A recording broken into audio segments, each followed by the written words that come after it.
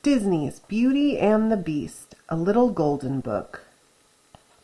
Beauty and the Beast, adapted by Teddy Slater, illustrated by Rick Gonzalez and Ron Diaz. Once upon a time, there lived a young prince in a beautiful castle. Although he had everything his heart desired, the prince was spoiled and selfish. One winter's night, an old beggar woman asked the prince for shelter from the cold. In return, she offered him a rose. Repulsed by the old woman, the unkind prince turned her away. The woman warned him not to be deceived by appearances, since beauty is found within. When the prince dismissed her again, the old woman's ugliness melted away to reveal a beautiful enchantress.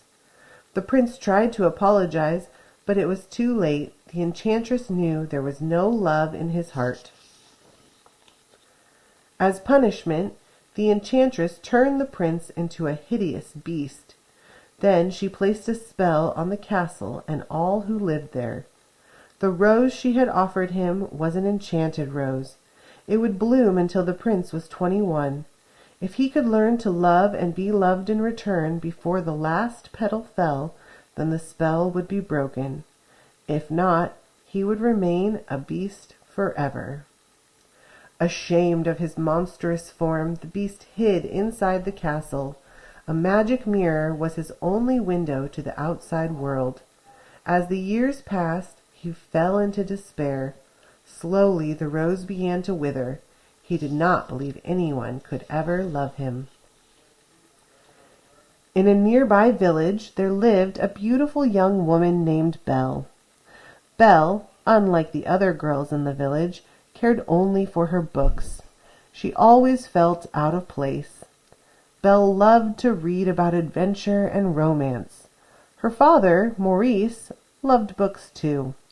Maurice was an inventor, a genius according to Belle, a crackpot according to the townsfolk. Belle is even stranger than her father, the villagers whispered. Her nose is always in a book, and her head is in the clouds. Gaston, the handsomest man in town, wanted to make Belle his wife, even though she thought he was a brainless brute, and turned him down again and again. Gaston was determined to wed the lovely Belle. One cold day, Maurice hitched his horse Philippe to a wagon and set off to show his latest invention at a faraway fair. But Maurice read the map wrong and became lost in the forest. As an icy wind whistled through the trees, he suddenly heard the howling of wolves. Philippe bolted and Maurice fell to the ground. Trying to escape the wolves, the frightened man ran deeper and deeper into the woods. He came to a castle and stumbled inside. There he was greeted by Mrs. Potts, the teapot, Cogsworth, the clock, and Lumiere, the candelabrum, who had all been servants to the prince. But before he had time to marvel over these strange creatures, an even stranger one appeared, the beast. When Maurice stared in horror, the beast howled angrily. Then he scooped Maurice up and carried him off to the dungeon. Meanwhile, Philippe had made his way back home. Belle took one look at the riderless horse and knew something awful had happened to her father. "Philippe, take me to him!" she cried, leaping onto the horse's saddle. Without a pause, Philippe thundered off toward the woods. When they reached the castle, Belle burst inside and searched frantically for her father. The enchanted objects led her to the dungeon, but just as she found Maurice, the beast appeared. Belle let out a terrified gasp at the sight of the hideous creature. She begged the beast to free her father. When he refused, she bravely offered to take Maurice's place. "No, Belle!" Maurice cried, but the beast agreed to the exchange. Before Belle could bid her father goodbye, the beast led her to her room. "The castle is now your home," he said gruffly. Belle was free to go anywhere she liked, except the west wing. "You will join me for dinner," the beast ordered, That's not a request." Still Belle refused, and the beast stomped off in anger. That night Belle slipped out of her room and found her way to the forbidden west wing. There she saw the enchanted rose by the window. When she reached out to touch it, the beast suddenly appeared on the balcony outside the window. Belle screamed and fled from the room. Her heart pounding, Belle ran out of the castle, mounted Philippe, and galloped off into the night. But a pack of wolves soon had them surrounded. Belle was helpless. Suddenly the beast was there, throwing the wolves aside. Belle heard terrible snarling and howling as the beast and the wolves battled for their lives. At last the wolves ran off into the woods, but the beast lay in the snow, badly injured. Back at the castle, Belle carefully tended to the beast's wounds. Gentle as she was, the beast roared in agony. "I barely touched you," said Belle. Then she saw the look of pain on his face. "I forgot to thank you for saving my life," she added softly. The beast only grunted in reply, but when Belle turned away, a hint of a smile appeared on his face. In the days that followed, the beast tried to be a proper host. He showed Belle his library, and she began to teach him how to act like a gentleman. "Perhaps it isn't too late," Cogworth whispered to Mrs. Potts and her son Chip, the teacup. If Belle could only love the beast, this dreadful spell might yet be broken. Before long, Belle thought of the beast as her dearest friend, and the beast thought of little but the beautiful Belle.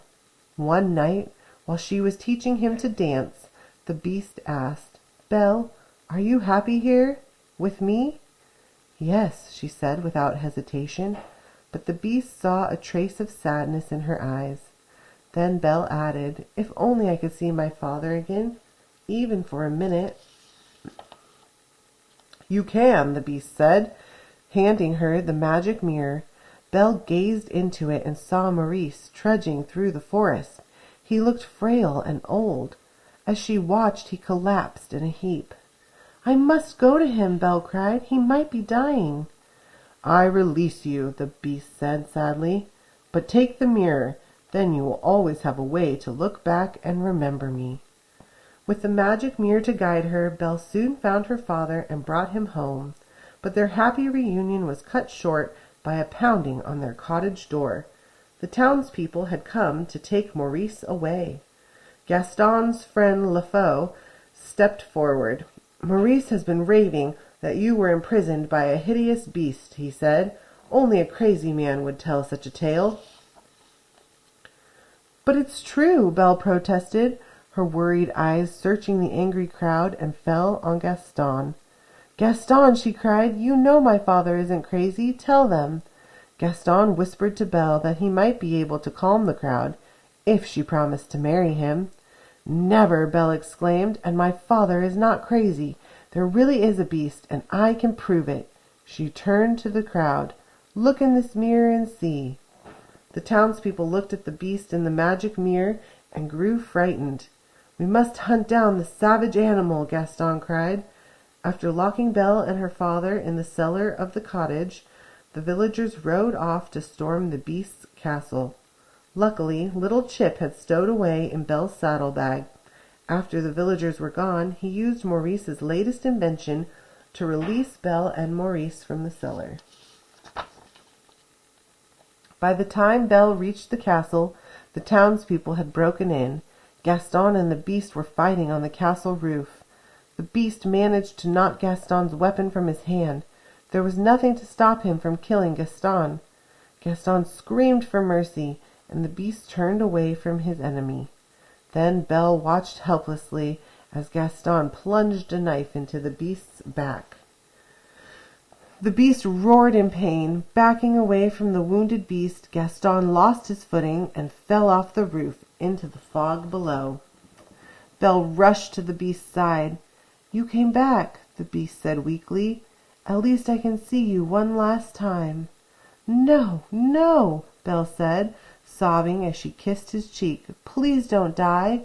I love you." At that moment the spell was broken. In one magical instant the beast turned back into a prince, and the enchanted servants returned to their human forms. The castle came to life with rejoicing. There was no doubt that the loving couple would live happily ever after.